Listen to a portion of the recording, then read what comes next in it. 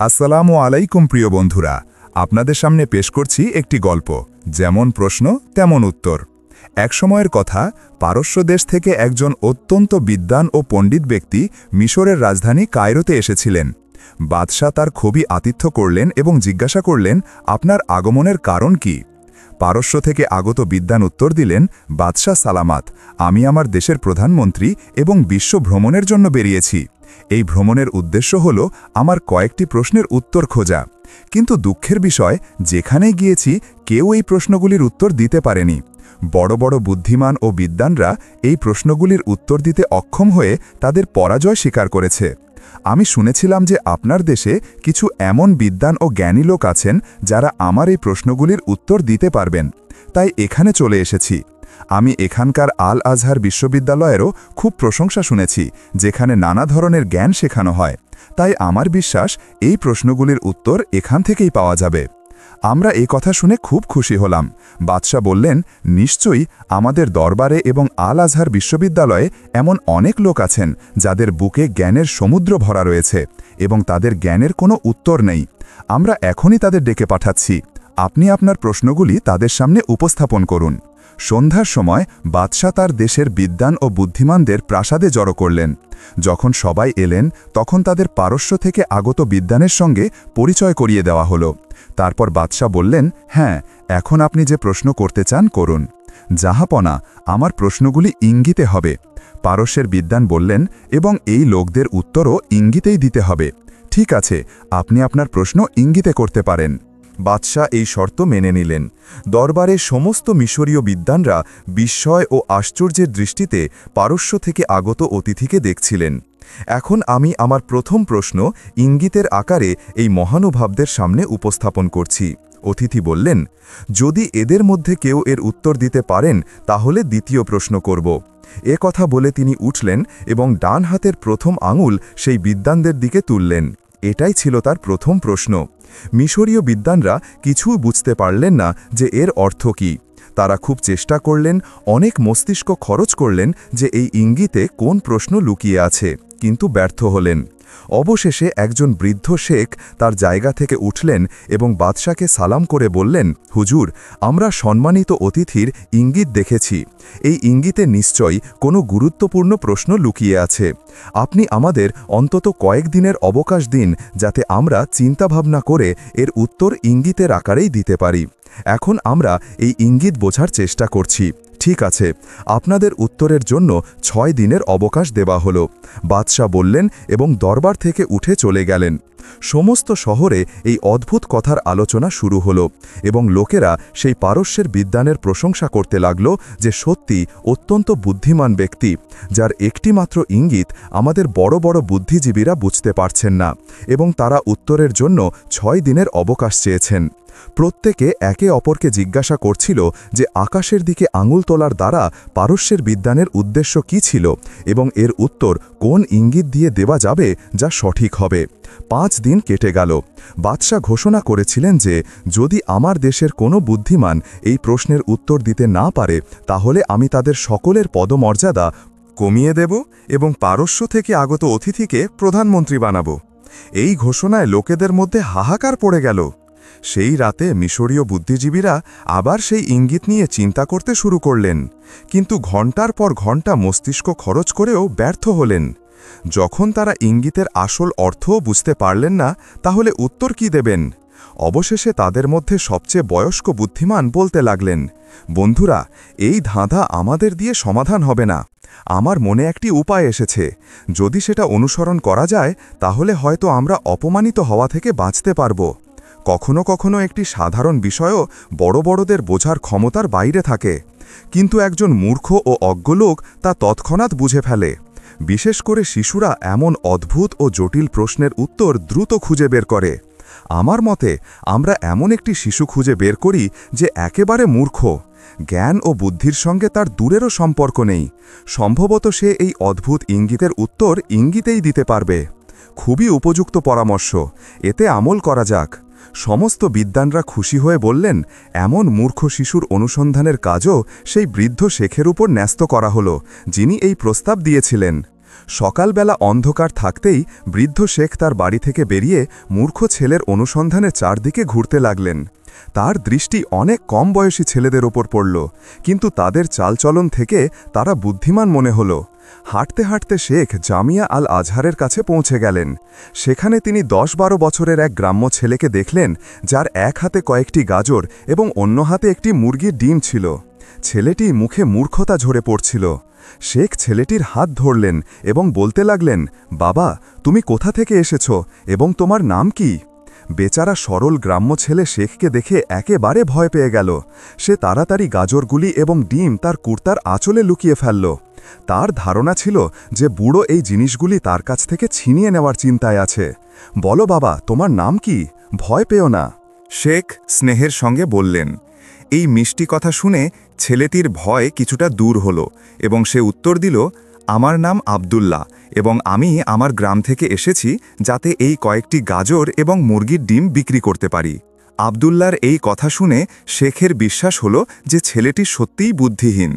তার মূর্খতার এটাই যথেষ্ট প্রমাণ যে সে কায়রোর মতো বিশাল শহরে একটি ডিম বিক্রি করতে চলে এসেছে। শেখ তার মাথায় স্নেহের হাত বুলিয়ে বললেন, মিয়া আব্দুল্লাহ, তুমি খুব ভালো ছেলে। যদি তুমি আমাদের কাজ করো তাহলে আমরা শুধু তোমার কাছ থেকে গাজর এবং ডিম কিনব না, বরং কিছু টাকাও দেব। কি কাজ সাহেব? আব্দুল্লাহ ভয় পেয়ে জিজ্ঞাসা করল। তারপর সে চারদিকে তাকাল, যেন পালানোর পথ খুঁজছে। শেখ তার ইচ্ছা বুঝতে পেরে তার বাহু শক্ত করে ধরলেন। চলো আব্দুল্লাহ, আমার সঙ্গে চলো। পারস্য দেশ থেকে একজন মহান বিদ্বান এসেছেন। তিনি ইঙ্গিতে কয়েকটি প্রশ্ন করেন। তোমাকে ইঙ্গিতেই তার প্রশ্নগুলির উত্তর দিতে হবে। খুব সহজ কাজ। যদি তুমি তার প্রশ্নগুলির উত্তর দিতে পারো তাহলে বাদশাহ সালামত খুশি হয়ে তোমাকে অনেক সোনার মুদ্রা এবং সুন্দর পোশাক দেবেন। সোনার মুদ্রা এবং সুন্দর পোশাকের উল্লেখ শুনে আব্দুল্লাহর মুখে জল চলে এলো। সে খুশিতে লাফাতে লাগল এবং বলল, আপনাকে সর্বদা সুস্থ রাখুন সাহেব। আমি খুব গরিব মা বাবার ছেলে। একদিন কিছু খাওয়া মেলে তো দুদিন উপোস করে কাটাতে হয়। আপনার এই অনুগ্রহ আমি কখনো ভুলব না। আমি আপনার সঙ্গে যেতে প্রস্তুত।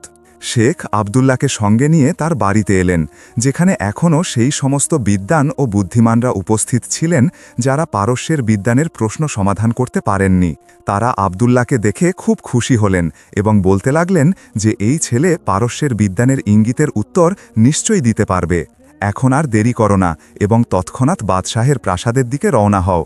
রাজদরবারে যাওয়ার আগে তারা আব্দুল্লাহর ছেঁড়া পুরনো পোশাক খুলে তাকে নতুন পোশাক পরিয়ে দিলেন এবং মাথায় পাগড়িও বাঁধলেন। আব্দুল্লাহ তার গাজরগুলি এবং মুরগির ডিম কোনো মূল্যে ছাড়তে রাজি হল না। না, বিদ্বানরা তাকে অনুমতি দিলেন যে সে এই জিনিসগুলি তার সঙ্গে নিতে পারে, কিন্তু ভালো হবে যদি সে সেগুলি তার কুর্তার আঁচলে লুকিয়ে রাখে। যখন এই লোকেরা আব্দুল্লাহকে নিয়ে বাদশাহের দরবারে প্রবেশ করলেন, তখন সেখানে পারস্য থেকে আগত বিদ্বান আগে থেকেই উপস্থিত ছিলেন। বাদশাহ তার চেয়ার তার বিলাসবহুল সিংহাসনে সমান রাখিয়েছিলেন। সমস্ত বুদ্ধিমান বিদ্বানরা বাদশাহকে একে একে সালাম করলেন এবং তাদের নিজ নিজ চেয়ারে বসলেন। বেচারা আব্দুল্লাহর জন্য সেখানে কোনো চেয়ার ছিল না, তাই সে একপাশে দাঁড়িয়ে রইল। চারদিকে লম্বা কালো দাসেরা খোলা তলোয়ার হাতে নিয়ে নীরবে দাঁড়িয়েছিল।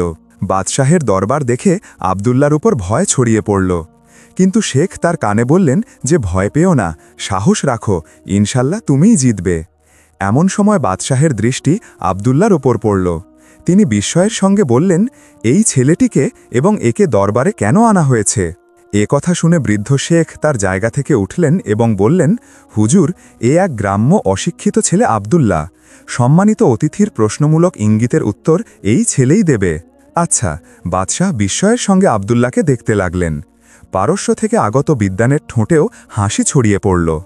তিনি অবজ্ঞার সঙ্গে আব্দুল্লাহর দিকে তাকালেন এবং বাদশাহকে বলতে লাগলেন, জাহাপনা, এটা আমার কঠোর অপমান যে 10-12 বছরের এক অশিক্ষিত গ্রাম্য ছেলেকে আমার সঙ্গে প্রতিযোগিতায় আনা হয়েছে।